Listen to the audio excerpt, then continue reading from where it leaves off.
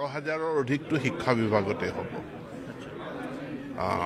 কাৰণ year final merit list এতিয়া ওলোৱা নাই সেইকাৰণে সংখ্যাটো কৈ দিয়া নাযায় পুলিচৰ আছে আমাৰ আসাম ডাইৰেক্ট ৰিক্ৰুটমেণ্ট যিখিনি আছে গ্ৰেড 3 গ্ৰেড 4 সেই নিযুক্তিখিনি আছে আন বিভাগবিলাকৰ আছে সকলো মিলি 10 অক্টোবৰত এটা বৃহৎ নিযুক্তি হ'ব অধিক হ'ব মই একেবাৰে মিনিমামটো কৈছোঁ প্ৰাথমিক শিক্ষা উচ্চ শিক্ষা আৰু মানে মাধ্যমিক শিক্ষা আটাইকেইটা বিভাগতে হ'ব